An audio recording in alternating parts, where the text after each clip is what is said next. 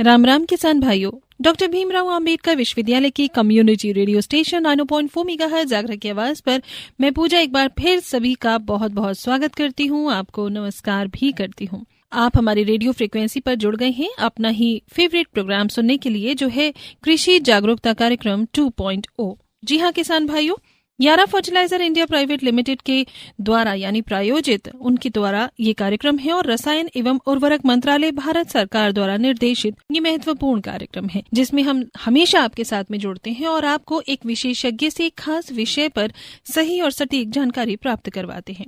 आज के विशेष कृषि जागरूकता कार्यक्रम 2.0 में हम बात करेंगे कि गेहूं की फसल से जुड़े हुए बहुत ही महत्वपूर्ण विषय पर, और वो है कि गेहूं में कल्लों की संख्या कैसे बढ़ाई जाए। कल्लों की संख्या सीधे तौर पर उपज को हमारी प्रभावित करती है। अगर फसल में ज्यादा स्वस्थ कल्ले होंगे तो उत्पादन भी बेहतर होगा। और आज इसी पर ज्यादा और सही जानकारी देने के लिए हमारे स्टूडियो में हमारे फोन लाइन पर जुड़ चुके हैं कृषि विशेषज्ञ, जिन्हें आप दोबारा सुन रहे हैं। बहुत बहुत हम स्वागत करना चाहते हैं श्री शुभम अत्री जी का, जो है regional agronomist Yara fertiliser India private limited से। शुभम जी, बहुत बहुत स्वागत है आपका रेडियो फ्रीक्वेंसी पर। Thank you ma'am. जी शुभम जी, आज का विषय बहुत ही खास है और इस पर हम चाहते हैं कि आप हमारे सभी किसान भाई बहनों को बताएं कि किस तरह से वो गेहूं में कल्लों की संख्या बढ़ा सकते हैं और उससे फायदा ले सकते हैं। जी मैडम, देखिए आज का जो हमने टॉपिक चुना है, गेहूं की फसल में कल्लों की संख्या को कैसे बढ़ाएं, ये एक बहुत ही महत्वपूर्ण टॉपिक है, क्योंकि हमारे राज्य की बात करें या हमारे देश की बात करें तो लाखों करोड़ों किसान गेहूं की फसल की खेती करते हैं। और अगर उन्हें इस तरह की जानकारी मिलेगी कि गेहूं की फसल में कल्ले की संख्या हम कैसे बढ़ा सकते हैं, तो निश्चित तौर पर उन्हें इस चीज का बेनिफिट देखने को मिलेगा। तो आज के सेशन में मैम हम इसी चीज पर डिस्कशन करेंगे कि हमारे किसान भाइयों को क्या क्या सावधानियां अपनी फसल में बरतनी है, जिससे उनको एक अच्छा मुनाफा मिल सके। बिल्कुल बिल्कुल। तो सबसे पहला सवाल ही शुभम जी हम आपसे ये करना चाहते हैं कि आज के समय को ध्यान में रखते हुए हमारे किसान भाई गेहूं की फसल को मुनाफे के तौर पर कैसे देखते हैं। देखिए पूजा जी, ये एक बहुत अच्छा प्रश्न है, क्योंकि आज के समय में गेहूं की फसल एक बहुत महत्वपूर्ण फसल है। और महत्वपूर्ण केवल इसलिए नहीं है कि इसका जो उत्पादन है वो हमारे देश के लिए जरूरी है या हमारे भोजन के लिए जरूरी है। ये एक महत्वपूर्ण इसलिए भी है क्योंकि आज के समय में जो हमारे किसान हैं, उनकी जीविका को बढ़ाने में, उनकी आमदनी को बढ़ाने में इस फसल का बहुत महत्व है। और आज से अगर हम 8-10 साल पहले देखें तो गेहूं की फसल पर हमारे किसान भाई कोई ज्यादा खर्च नहीं करते थे। पर जैसे जैसे हमारे कृषि वैज्ञानिकों ने नई नई वैरायटियां इजाद की, हमारी सरकार ने इसमें बहुत अच्छे से काम किया, हमारे किसानों को एक अच्छा एमएसपी रेट प्रोवाइड किया। तो इसके लिए इन सब चीजों को देखते हुए आज हम कह सकते हैं कि हमारी जो गेहूं की फसल है वो हमारे किसान भाइयों के लिए एक अच्छा मुनाफा कमाने का जरिया बन रहा है। और गेहूं की फसल इसलिए भी जरूरी है क्योंकि हम जो खाना खाते हैं उसमें कह सकते हैं कि रोटियां बनाने में गेहूं की जरूरत पड़ती है। या अगर हम प्रोसेसिंग इंडस्ट्री में बात करें तो बहुत सारे आज जो कंज्यूमेबल गुड्स होते हैं जो डेली हम कंज्यूम करते हैं, उसमें हमारी गेहूं का यूज होता है। और गेहूं एक अच्छा हेल्दी सोर्स है हमारे शरीर के लिए, डेली प्रोटीन के इंटेक को पूरा करने के लिए, और कह सकते हैं कि हमारा पेट भरने के लिए। तो इसलिए जो गेहूं की फसल की डिमांड है या गेहूं की फसल का जो उत्पादन है वो हमें निश्चित तौर पर हमारे किसानों को बढ़ाना है। और किसान भाई इस दिशा में निरंतर काम भी कर रहे हैं। तो उनके लिए निश्चित तौर पर ये एक फायदा का सौदा है कि वो अगर अपनी प्रोडक्शन इसमें बढ़ाते हैं और अच्छी पैदावार लेते हैं तो डेफिनेटली उन्हें एक अच्छा मुनाफा देखने को मिलेगा। बिल्कुल सही कहा आपने। तो ऐसे में शुभम जी, गेहूं के जो किसान भाई बहन हैं हमारे, उनके सामने कई सारी चुनौतियां भी आती हैं। तो ऐसी कौन सी आने वाली मुख्य चुनौतियां हैं जिनका सामना हमारे किसान भाई बहनों को करना पड़ता है गेहूं की फसल में, गेहूं की कृषि में? जी जी, देखिए गेहूं की फसल की पूजा जी जो बुआई का समय है वो होता है नवंबर से दिसंबर तक। अमूमन ये 5 महीने की फसल होती है, 4 से 5 महीने की। तो हमारे किसान भाइयों को सबसे पहली जो सावधानी बरतनी है कि इसकी जो बिजाई है वो समय से करें। हमारे राज्य में जो गेहूं की बुआई होती है वो लगभग नवंबर से स्टार्ट हो जाती है और ये लगभग दिसंबर तक चलती है। तो ऐसे में जो किसान भाई समय से बुआई करते हैं तो उनकी पैदावार बढ़ने के अच्छे चांसेस रहते हैं, क्योंकि उनकी फसल की जो अवधि है वो पूरी रहती है। और जो किसान भाई किसी कारणवश से या दूसरी फसल के ना कटने हेतु जो बुआई लेट करते हैं तो उनकी फसल की पैदावार थोड़ी उस मुकाबले कम हो जाती है। तो सबसे पहली बात तो हमारे किसान भाइयों को जो सावधानी बरतनी है या कह सकते हैं एक चुनौती आती है कम पैदावार की, तो उसका समाधान क्या है कि आपको समय से बिजाई करनी है, समय रहते इसकी बिजाई करें। दूसरा जो हमारे किसान भाइयों के सामने मुख्य समस्या आती है वो आती है इसमें खरपतवार प्रबंधन की। खरपतवार वो पौधे होते हैं जो हमारी गेहूं के खेत में अनवांटेड होते हैं, जिनको किसान नहीं चाहता कि वो उनके खेत में उगे। इनके प्रबंधन के लिए हमारे किसान भाइयों को विशेष तौर पर ध्यान रखना है और इसके प्रबंधन के लिए मुख्यतः जो गेहूं की फसल है उसमें खरपतवार नियंत्रण के लिए केमिकल्स यानी कि हर्बिसाइड्स का इस्तेमाल किया जाता है। और हर्बिसाइड्स के लिए बहुत अच्छे ऑप्शन आज किसान भाइयों के सामने हैं। मैं अगर कुछ दवाइयों का नाम लूं तो एक क्लोडिनाफोप है, मेट्रीब्यूजिन है, मेटसल्फ्यूरान है। तो ये पूजा जी कुछ हर्बिसाइड्स के नाम है जिनको आज हमारे किसान भाई मुख्य तौर पर अपनी गेहूं की कृषि में खरपतवार के नियंत्रण के लिए इस्तेमाल कर सकते हैं। तीसरी जो मुख्य चुनौती हमारे किसान भाइयों के सामने आती है वो आती है कि अच्छी जो खाद का मैनेजमेंट अगर हमारे किसान भाई नहीं करते तो उसका जो उपज में देखने को मिलता है कि उपज अच्छी नहीं आती। तो उसके लिए किसान भाइयों को ये समझना है कि जो गेहूं की फसल है, आज अगर गेहूं की फसल हमारे खेत में 140 से 150 दिन तक रहती है तो उसकी समय रहते विभिन्न विभिन्न अवस्थाओं पर कुछ पोषक तत्वों की, कुछ खादों की जरूरत है। तो उस जरूरत को भी पूरा हमें करना है और उस जरूरत को पूरा करने के लिए आज हमारे किसानों को ये भी समझना है कि किस समय किन खादों की जरूरत होती है, जो कि आज हम अपने टॉपिक में कवर भी करेंगे। तो ओवरऑल अगर हम देखें तो जो हमारा पोषण प्रबंधन का मैनेजमेंट है ये एक बहुत बड़ा रोल प्ले करता है हमारे किसान भाइयों की उपज बढ़ाने में।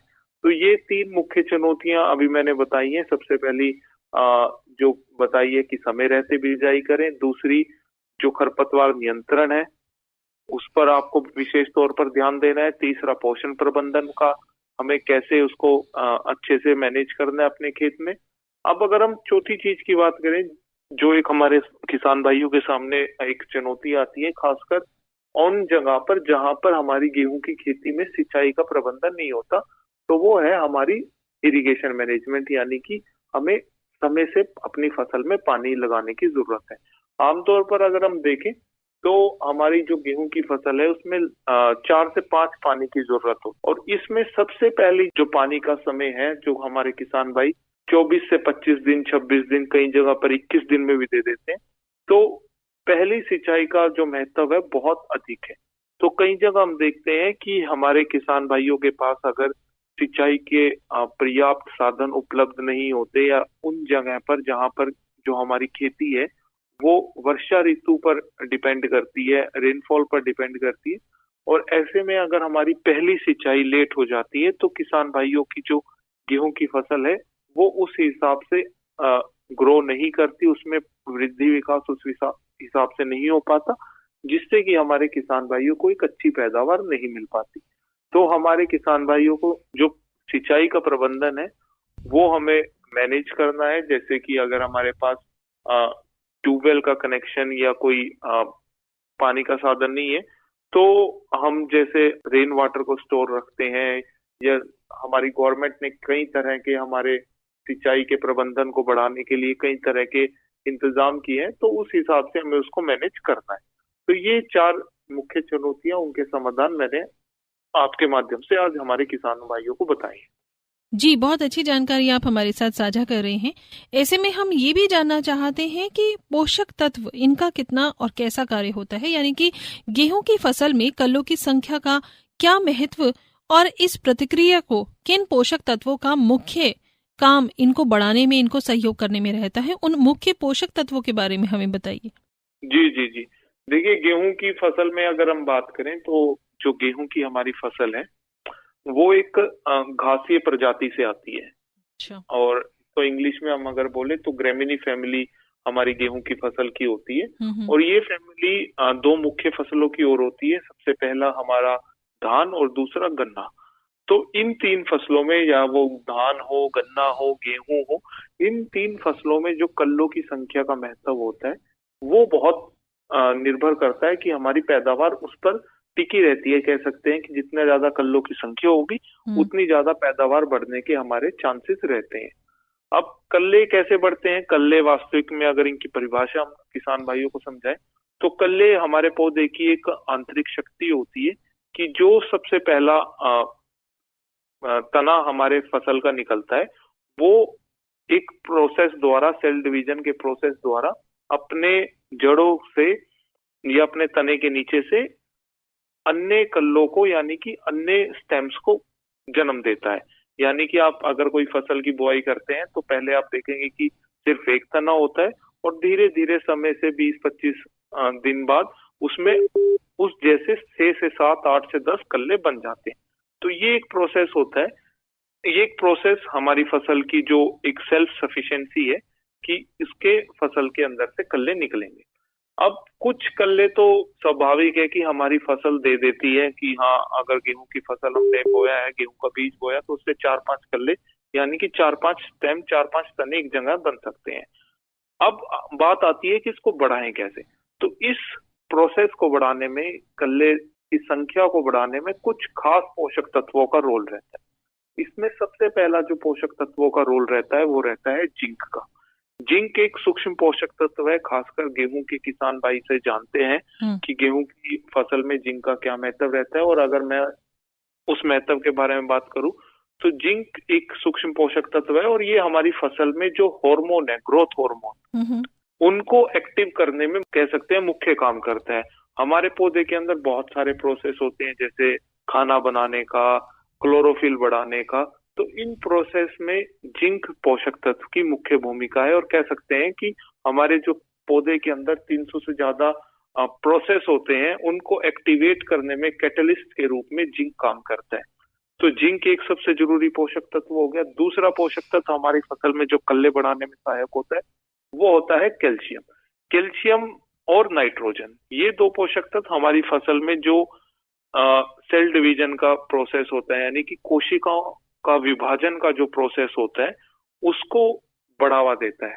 कोशिका विभाजन से हमारे किसान भाई कैसे समझेंगे कि हमारा जो फसल है, हमारी जो पौधे की तना है, उसके अंदर बहुत सारे सेल हैं। जैसे हमारा शरीर सेल बहुत सारे सेल से जुड़ के बना है, ऐसे ही पौधे का जो आकार है या पौधे का जो शरीर है वो भी बहुत सारे सेल से जुड़ के बना है। अब उसमें नई ग्रोथ कैसे होगी? जब वो सेल आपस में विभाजित होंगे। तो उस विभाजन की क्रिया को बढ़ाने में कैल्शियम और नाइट्रोजन का मुख्य रोल रहता है। तो उसके लिए किसान भाइयों को ये समझना है कि पहले पानी के बाद कैल्शियम, नाइट्रोजन, जिंक, ये तीन मुख्य पोषक तत्व हमारे किसान भाइयों को हर हाल में अपने खेत में इस्तेमाल करने। तो इस तरह से अगर हमारे किसान भाई इन खादों का अच्छे से प्रयोग कर पाते हैं तो उनकी फसल में जो 4 कल्ले बन रहे थे वो 6 बन सकते हैं, 7 बन सकते हैं। और आगे चल के जहां एक पौधे के अंदर 4 बालियां आनी थी वहां 6 से 7 बालियां आएंगी। तो हमारे किसान भाइयों की जो पैदावार है वो निश्चित तौर पर बढ़ेगी। तो कल्लों की संख्या में इन 3 पोषक तत्वों का मुख्य रोल रहता है और इनको बढ़ाने के लिए हमारे खाद है उसका हमें अच्छे से मैनेजमेंट करना है। बिल्कुल सही। किसान भाइयों और बहनों, हम आपको दोहराकर बता रहे हैं कि आप सुन रहे हैं डॉक्टर भीमराव अंबेडकर यूनिवर्सिटी के सामुदायिक रेडियो स्टेशन 90.4 आगरा की आवाज पर कृषि जागरूकता कार्यक्रम 2.0, जो कि ministry of chemical and fertilizers, government of India द्वारा निर्देशित है और साथ ही साथ Yara fertiliser India private limited द्वारा स्पॉन्सर्ड प्रोग्राम है। इस कार्यक्रम को हम पहले भी 1 साल तक आपके साथ साझा कर चुके हैं, लेकिन पुनः आपके हाई डिमांड पर, और हम चाहते हैं कि सरकार भी चाहती है कि हमारे किसान भाई सही जानकारी प्राप्त करके बेहतर कृषि करें और खूब मुनाफा कमाएं। इसके लिए विशेषज्ञों को जोड़कर यारा फर्टिलाइजर हमें सहयोग करती है कि हम आपको अलग अलग कृषि संबंधी विषयों पर जानकारी दें। इसके लिए आज जो हम बात कर रहे हैं, आज का विषय हमारा है गेहूं में कल्लों की संख्या कैसे बढ़ाई जाए। और हमारे साथ फोन लाइन पर जुड़े हैं श्री शुभम अत्री जी, जो कि हमारे विशेषज्ञ हैं और आप हैं regional agronomist Yara fertiliser India private limited से। आप हमारे साथ बहुत ही सही जानकारियां बता रहे हैं और हमें ये भी आप बता रहे हैं कि बुवाई से लेकर पोषण प्रबंधन और सिंचाई तक किन किन बातों का हमारे किसान भाई बहनों को विशेष रूप से जो कि गेहूं की फसल में डील करते हैं उनको ध्यान रखना चाहिए, जिससे कि कल्लों की संख्या बढ़ाई जा सके। अभी आपने 3 मुख्य पोषक तत्वों के बारे में हमें बताया और बहुत सही जानकारी ये थी। इसके अलावा अगर हम खाद की बात करें तो इन पोषक तत्वों की पूर्ति के लिए शुभम जी, किसान भाई बहनों को कौन से खादों का कितनी मात्रा में किस समय पर इस्तेमाल करना चाहिए, कृपया इस पे भी रोशनी डालिए। जी जी, देखिए, खादों के बारे में, पोषक तत्वों के बारे में तो मैंने जानकारी दे दी, पर किसान भाइयों के लिए क्या जरूरी है कि जो पोषक तत्व उन्हें उनकी फसल की जरूरत है उसको किस माध्यम से पूरा करें। देखिए, संतुलित पोषण प्रबंधन एक बहुत बड़ी टर्म है जिसका बढ़ावा हम हमेशा आपके प्रोग्राम्स के थ्रू करते हैं, पर जो संतुलित पोषण प्रबंधन है उसके कुछ सिद्धांत होते हैं। सिद्धांत यानी कि जब भी हमारे किसान भाई अपने खेत में खाद डालने जाते हैं तो उन्हें कुछ जरूरी चीजों का ध्यान रखना है। सबसे पहले कि उनकी फसल में किस खाद की जरूरत है, किस तत्व की जरूरत है, उस तत्व की पूर्ति वो किस माध्यम से कर रहे हैं, तीसरा किस समय पर कर रहे हैं, और चौथा कितनी मात्रा में कर रहे हैं। तो ये 4 चीजें हमें किसान भाइयों को जानने की जरूरत है कि संतुलित पोषण प्रबंधन के जो सिद्धांत है उन पर आप जरूर गौर करें। इससे क्या होगा कि आपकी फसल, अगर आप 1 एकड़ गेहूं की बुआई कर रहे हैं और उसकी जरूरत है कि उसमें 25 किलो नाइट्रोजन की पूर्ति करनी है, तो उसके लिए आपको कितना यूरिया लेना है, कितना अन्य फर्टिलाइजर लेना है। तो इन चीजों की समझ आज आपको होनी चाहिए, जिससे कि हम एक तो ओवर यूज अपने फर्टिलाइजर का नहीं करेंगे, जिससे कि हमारी मिट्टी स्वस्थ रहेगी, और दूसरा हमारी जो लागत है, हमारा जो एक्सपेंडिचर है हमारी फसल पे, वो हमारा कंट्रोल रहेगा।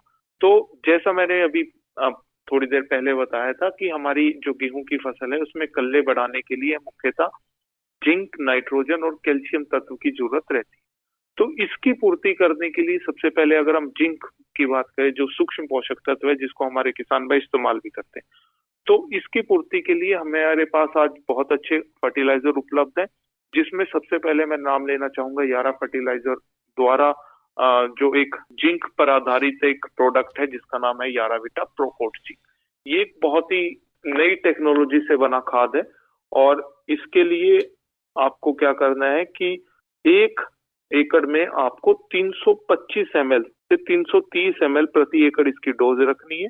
और इस खाद को कैसे इस्तेमाल करना है किसान भाइयों, सबसे पहले आप जो दानेदार उर्वरक इस समय इस्तेमाल करते हैं जैसे यूरिया, जिससे हमारी फसल में नाइट्रोजन की पूर्ति होती है, तो 35 किलो आप यूरिया लें, उसके ऊपर आप 325 से 330 ml याराविटा प्रोकोट जिंक डालें और उसको लेपित कर ले। इससे क्या होगा कि हमारे हर दाने के ऊपर, हर यूरिया के दाने के ऊपर जिंक की कोटिंग हो जाएगी, और जिससे कि आसानी से हम उसका इस्तेमाल अपने खेत में कर सकते हैं। याराविटा प्रोकोट जिंक अन्य जिंक से क्यों बेहतर है, और मेरी पहली चॉइस इसलिए है क्योंकि अन्य जो जिंक फर्टिलाइजर, खासकर कि हम जैसे हमारे किसान भाई जिंक सल्फेट का इस्तेमाल करते हैं, तो उससे ये बेहतर इसलिए है, एक तो इसमें जिंक की जो कंसंट्रेशन है, परसेंटेज है, वो ज्यादा है। जहां जिंक सल्फेट में 33% जिंक होती है, वहीं हमारे याराविटा प्रोकोट जिंक से 39.5% जिंक मिल जाता है। दूसरा, जिंक सल्फेट और यूरिया को जब हमारे किसान भाई मिला के रखते हैं खेत में बिखेरने के लिए, तो 15 से 20 मिनट के बाद ही उसमें पानी बनने की समस्या, पसीजने की समस्या आ जाती है, जो कि हमारे याराविटा प्रोकोट जिंक के इस्तेमाल से बिल्कुल नहीं आती। तो ये कुछ बेनिफिट है याराविटा प्रोकोट जिंक के इस्तेमाल करने के, जो कि हमारे किसान भाइयों को पहले पानी के बाद इस्तेमाल करें। अब दूसरे पोषक तत्व की अगर हम बात करें तो कैल्शियम है। कैल्शियम के लिए हम यारालीवा नाइट्राबोर, जो कि एक बहुत ही आधुनिक, बहुत ही विश्व स्तरीय, बहुत ही अच्छा उत्पाद है कैल्शियम की पूर्ति करने के लिए, जिसके अंदर 17.1% कैल्शियम और साथ में हमारी फसल में 14.6% नाइट्रोजन की उपलब्धता को कराता है, और साथ में एडिशनली 0.25% बोरोन इससे मिलता है, जो कि हमारी फसल के अंदर लचीलापन, हरापन और आगे चल के बालियों के बढ़िया विकास के लिए मदद करता है। साथ में हमारे किसान भाइयों को 35 किलोग्राम यूरिया का इस्तेमाल करना है। तो इन 3 पोषक तत्वों की पूर्ति के लिए, जिंक, कैल्शियम और नाइट्रोजन की पूर्ति करने के लिए जो मैंने उर्वरक आपको बताए, सबसे पहला हमारा कैल्शियम नाइट्रेट के लिए यारा लीवा नाइट्राबोर, दूसरा खाद हमारा जिंक की पूर्ति के लिए यारा बेटा प्रोकोड जिंक, और तीसरा यूरिया। तो इन 3 उर्वरकों का इस्तेमाल हमारे किसान भाइयों को जो मात्रा मैंने बताई है उस मात्रा के हिसाब से इस्तेमाल करना है। बहुत जरूरी है ये बैलेंस न्यूट्रिशन मैनेजमेंट जानना। सही कहा मैंने शुभम जी? जी बिल्कुल, क्योंकि किसी भी पोषक तत्व का या आप किसी भी खाद का या जैविक खाद का भी आप इस्तेमाल कर रहे हैं या किसी प्रोटीन का या माइक्रो न्यूट्रिएंट्स का आप दवाई का इस्तेमाल कर रहे हैं, वो किस समय पर कितनी मात्रा में और किस तरह से देनी है, ये बहुत ही इम्पोर्टेंट है और ये जानना समझना भी बहुत जरूरी है। अगला सवाल शुभम जी हम आपसे ये करना चाहते हैं कि गेहूं में खादों के बढ़िया मैनेजमेंट के साथ साथ कीट और बीमारियों का इनका प्रबंधन करना भी बहुत जरूरी है जो हमारे किसान भाई बहनों को परेशान करती हैं। तो ये कैसे किया जाए मौसम की मार को देखते हुए, कृपया ये भी बताएं। जी जी, देखिए अच्छी बात ये है पूजा जी कि जो हमारी गेहूं की फसल है उसमें ज्यादा कीट और बीमारियों का संक्रमण नहीं होता। अगर हम शुरुआत से अगर हम बात करें तो जब हमारी फसल की बिजाई हमारे किसान भाई करते हैं नवंबर के महीनों में, तो अगर उस समय कुछ गर्म दिन है या कह सकते हैं कि उस खेत में पहले धान की फसल थी और उसका जो क्रॉप रेजिड्यू है यानी कि जो फसल अवशेष धान के थे उनका प्रबंधन अगर किसानों ने अच्छे से नहीं किया, अगर वो अच्छे से खेत में नहीं मिला, तो हमारे किसान भाइयों को स्टार्टिंग में जो एक लार्वा होता है जो पत्ते को खाता है, इल्ली, उसका शिकायत कई जगह पर देखने को मिल सकती है। हालांकि ये ज्यादा अभी प्रचलन में नहीं है, बट फिर भी हमारे किसान भाई आपके चैनल से जुड़े हैं और जो सुन पा रहे हैं उनके लिए मैं बताना चाहूंगा, अगर इस तरह की समस्या आप देखते हैं कि आपकी फसल 20 से 25-30 दिन की है और उसमें कई जगह पर कुछ कीट दिख रहे हैं जैसे पत्ते को खाने वाले पत्ते कट रहे हैं, तो उसके लिए एक इंसेक्टिसाइड का आप इस्तेमाल कर सकते हैं। इंसेक्टिसाइड के रूप में हमारे पास क्लोरोपाइरिफॉस प्लस साइपरमेथ्रिन 500 ml प्रति एकड़ या इमामेक्टिन बेंजोएट 120 ग्राम प्रति एकड़ के हिसाब से 150 से 200 लीटर पानी में आप मिलाकर इस्तेमाल कर सकते हैं। हालांकि ये ज्यादा देखने को नहीं मिलता, पर फिर भी कई जगह इसकी शिकायत आती रहती है। उसके बाद अगर हम देखेंगे तो हमारी फसल में लगभग आने वाले 2 से 3 महीनों में कोई ज्यादा मुख्य बीमारी और कीट का संक्रमण नहीं होता। हमारी फसल में सबसे बड़ी जो गेहूं की फसल में बीमारी आती है या कह सकते हैं कि जो किसान भाइयों के लिए एक चिंता का विषय है वो होता है स्मट डिसीज। स्मट यानी कि इसके कई रूप होते हैं, ब्लैक भी होता है, येलो भी होता है, ब्राउन भी होता है, पर मुख्यतः ब्लैक स्मट या येलो स्मट कह सकते हैं हम, जिसको पीला रतुआ भी बोलते हैं, ये हमारी फसल में ज्यादातर नुकसान करता है। तो ये जो समस्या है, ये जो बीमारी है, ये खासकर जब हमारी फसल की बालियां निकल जाती है उस समय देखने को मिलता है। और इसमें किसान भाइयों को पहचान इसकी कैसी करनी है कि जब वो बालियां निकल जाती है तो बालियां अंदर से पूरी, जो बालियों के अंदर दाने होते हैं उनका पूर्ण भराव नहीं होता और बाहर से वो काली दिखनी स्टार्ट हो जाती है, खोखली रह जाती है। ठीक है। और दूसरा इसमें अगर हम देखेंगे उसमें जो पत्तियां रहेंगी उसमें पीले रंग की धारियां देखने को मिलेंगी और ये एक कह सकते हैं फंगस के द्वारा जन्मी एक बीमारी है जिसमें हमारी जो पत्तियां हैं वो उसमें पीलियां धारी देखने को मिलेंगी और कई केसेस में ऐसा भी लगेगा जैसे लोहे के ऊपर जंग लग जाता है या किसी चीज के ऊपर जंग लगता है, तो इस तरह के रंग की पीली धारियां देखने को मिलेंगी।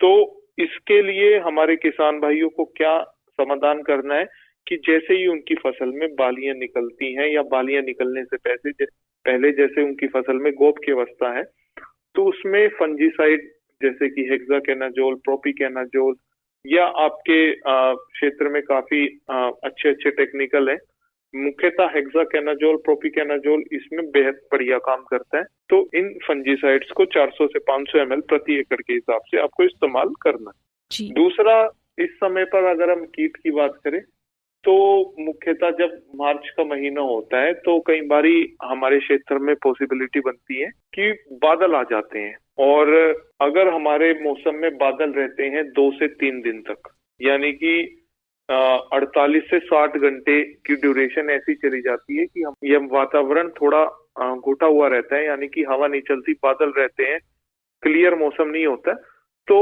उस समय हमारी फसल में आप देखेंगे वातावरण में निश्चित तौर पर टेम्परेचर थोड़ा नॉर्मल से ज्यादा हो जाता है।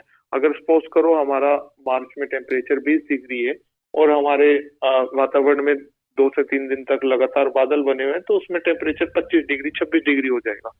और उसके बाद बारिश होगी या हल्की होगी नहीं होगी, तो उससे क्या होता है कि हमारी फसल में जो माहू एक छोटा सा कीट होता है वो जन्म ले लेता है। और ये कीट क्या करता है कि जो हमारी फसल की बालियों के अंदर दाने बनते हैं, दाने बनने से पहले वो दूध बनता है, उसको चूस लेता है, जिससे कि दाने का आकार बहुत छोटा और आकार अच्छा नहीं आता, वजन कम हो जाता है, पैदावार कम हो जाती है। तो इस तरह की समस्या आती है। तो इसके समाधान के लिए किसान भाइयों को इंसेक्टिसाइड का इस्तेमाल करना है। इंसेक्टिसाइड सबसे जो कारागार इसमें साबित होता है, थायोमेथोक्साम एक इंसेक्टिसाइड होता है जो अमूमन हर जगह उपलब्ध रहता है और इसका इस्तेमाल किसान भाई करते भी हैं। 25% WG का आपको इस्तेमाल करना है 120 ग्राम प्रति एकड़ के हिसाब से। तो ये 2-3 चीजें जो मैंने आपको बताई किसान भाइयों की, एक तो पीला रतुआ, दूसरा जो माहू का प्रबंधन है, और तीसरा अगर शुरुआत के दिनों में कोई इल्ली पत्ते काट रही है तो इसके प्रबंधन के लिए आप जो बताए गए केमिकल है, इंसेक्टिसाइड, फंजीसाइड है, उनका इस्तेमाल कर सकते हैं और अपनी गेहूं की फसल को बचा सकते हैं। शुभम जी, एक मुख्य बात और है कि आधुनिक तकनीक और नए फर्टिलाइजर्स ये अपनाने से मिट्टी यानी मृदा के स्वास्थ्य पर क्या प्रभाव देखने को मिलता है? कृपया इसके बारे में भी जरूर बताइए, एक शंका बनी रहती है। जी, देखिए आज के समय में किसान भाई, अच्छा लगता है जान के कि किसान भाई हमारे बहुत सचेत हैं और वो अमूमन हमसे फोन कॉल पे या मैसेज के थ्रू पूछते रहते हैं कि हमारी फसल की मिट्टी की जांच करा दीजिए, हम अपनी फसल के स्वास्थ्य को कैसे बरकरार रख सकते हैं। और किसान भाई आज कोई भी इनपुट है या कोई भी फर्टिलाइजर है, इसको डालने से पहले एक बारी सोचते भी हैं कि इससे मिट्टी पर हमारी दुष्प्रभाव तो नहीं होगा। तो जैसा आपका प्रश्न है कि आधुनिक तरीके और नए फर्टिलाइजर, नई तरह के फर्टिलाइजर डालने से हमारी मिट्टी पर क्या प्रभाव रहेगा, तो इसका जो प्रभाव है वो सकारात्मक रहेगा। बिल्कुल किसान भाइयों के लिए बहुत अच्छी चीज है, क्योंकि जितनी भी नई तकनीक है और नए तरह के जो फर्टिलाइजर जैसे calcium nitrate with boron, coated technology और प्रोकोट टेक्नोलॉजी और फोलियर एप्लीकेशन यानी कि पर्णीय छिड़काव के माध्यम, तो ये सब हमारी किसान भाइयों के सहायक हैं। क्योंकि इनमें क्या होता है, सबसे जरूरी चीज क्या होती है कि जो फर्टिलाइजर की डोज होती है वो कम हो जाती है, क्योंकि इनके काम करने की क्षमता ज्यादा है। अब एक तरफ हमारे पास जो पुराने पारंपरिक खादें हैं उनकी काम करने की क्षमता थोड़ी कम रहती है, इसलिए मजबूरन किसान भाइयों को ज्यादा मात्रा में वो डालने पड़ते हैं। पर दूसरी तरफ हमारे पास क्या है कि हमारे पास आज नई तरह के नई तकनीक वाले खाद हैं और हाईली एफिशिएंट फर्टिलाइजर है, यानी कि बहुत अच्छी उनकी कार्य करने की क्षमता है। तो इनका इस्तेमाल अगर हमारे किसान भाई करते हैं तो निश्चित तौर पर जो मिट्टी का स्वास्थ्य है वो बरकरार रहेगा। दूसरा, किसान भाइयों को एक मन की संतुष्टि भी रहेगी कि वो जो फर्टिलाइजर डाल रहे हैं वो किसी भी प्रकार से उनकी मिट्टी के स्वास्थ्य को खराब नहीं कर रहा, बल्कि उनकी मिट्टी को स्वस्थ रखने में मदद कर रहा है। तीसरी चीज, अगर हम तकनीकों की बात करें तो तकनीक हमारे पास बहुत अच्छी है, जैसे प्रोकोट टेक्नोलॉजी से बना जो हमारा याराविटा प्रोकोट जिंक है, ये एक बहुत ही खास टेक्निक है। और इस तकनीक से एक तो हमारी जो जिंक की उपलब्धता है वो बेहतर होती है, और दूसरा हमारी जिंक की जो मात्रा हम इस्तेमाल कर रहे हैं वो कंट्रोल तरीके से कर रहे हैं। पहले किसान क्या थे कि अगर जिंक की पूर्ति उन्हें अपनी फसल में करनी है तो मजबूरन उन्हें 5 किलो 10 किलो जिंक सल्फेट डालना था। अब उसके डालने से क्या होता था कि उसके अंदर जिंक की पूर्ति तो हो जाती थी, पर उसके अंदर अन्य जो हार्मफुल मटेरियल है जैसे हैवी मेटल्स जिसे हम बोल सकते हैं, आर्सेनिक, लेड, ये होते थे, तो वो भी साथ साथ हमारी मिट्टी में जाते थे। तो जो कि हमारे अच्छे जीवाणु हमारी मिट्टी में जो मौजूद होते हैं उनको प्रभाव पहुंचाते हैं। पर इस तरह से अगर हम नई तकनीक, नई फर्टिलाइजर का इस्तेमाल करते हैं तो निश्चित तौर पे वो किसान भाइयों के लिए सहायक है। जी, बहुत अच्छी जानकारी आज आपने हमारे साथ साझा की हैं। और किसान भाइयों, उम्मीद ये भी है कि आज की जितनी ये बातें हमारे साथ हमारे विशेषज्ञ श्री शुभम अत्री जी ने साझा की हैं, ये आपके बहुत ही काम आने वाली हैं। आज के कार्यक्रम में हमारे विशेषज्ञ ने गेहूं की फसल में कल्लों की संख्या बढ़ाने के लिए बहुत सी महत्वपूर्ण जानकारियां आपके और हमारे माध्यम से यहाँ पर बातचीत की है और हमें बताई है, जैसे कि समय पर बुवाई करना, संतुलित उर्वरक का इस्तेमाल करना, पहली सिंचाई का सही समय और साथ ही साथ सूक्ष्म पोषक तत्वों का महत्व बताया और इसके साथ बैलेंस न्यूट्रिशन मैनेजमेंट किस तरह होना चाहिए ये भी बताया। मुझे तो बहुत अच्छी तरह से समझ में आ गया है और आशा करती हूँ किसान भाई बहनों कि आने वाले रबी के सीजन में आप इन जानकारियों को अपनाकर बेहतर उत्पादन प्राप्त कर सकते हैं। इसके लिए हमारे बीच जुड़े regional agronomist Yara fertiliser India private limited से श्री शुभम अत्री जी, आपका हम तहे दिल से धन्यवाद करना चाहते हैं कि आपने अपना कीमती समय निकाला और कीमती जानकारियां हमारे माध्यम से किसान भाइयों तक पहुंचाई। बहुत बहुत धन्यवाद आपका। जी मैडम, धन्यवाद। और मैं भी आपको और आपके चैनल से जुड़े हमारे किसान भाइयों का धन्यवाद करते हैं कि जो हमेशा हमें इतना प्यार देते हैं और हमारी बातों को सुनते हैं। आपके प्रश्न हम देखते रहते हैं यूट्यूब चैनल पर और बहुत अच्छा, इससे हमें भी प्रेरणा मिलती है। धन्यवाद। बिल्कुल, हम आपसे यही कहना चाहेंगे कि आप हमारे इन सभी कार्यक्रमों को हर मंगलवार और शुक्रवार दोपहर 12 बजे ठीक 12 बजे इस रेडियो फ्रीक्वेंसी 90.4 आगरा की आवाज पर सुन सकते हैं। किन्हीं कारणवश अगर आप ये कार्यक्रम उस समय पर नहीं सुन पाते हैं तो आप अगले दिन ठीक 12 बजे इसका पुनः प्रसारण सुन सकते हैं। और इसके अलावा आप हमारे YouTube पेज पर यानी कि 90.4 आगरा की आवाज पर ये सभी कार्यक्रम सुन भी सकते हैं, देख भी सकते हैं। और सबसे अच्छी बात यह है, जैसा भी शुभम जी ने बताया कि आपके सुझाव, आपके सवाल या आप क्या जानना चाहते हैं और वो भी आप हम तक मैसेज के माध्यम से YouTube पर आप हमारे कार्यक्रम के नीचे मैसेज के माध्यम से हम तक पहुंचा सकते हैं। तो अभी फिलहाल हम आपसे इजाजत चाहेंगे। शुभम जी, आपका बहुत बहुत धन्यवाद और किसान भाइयों आपका भी बहुत बहुत धन्यवाद, मेरी किसान बहनों का भी, कि आपने भी समय निकाला और हमारे इस कार्यक्रम को सुना, जानकारियों को सुना और इसका आप होपफुली अच्छा फायदा भी उठाएंगे।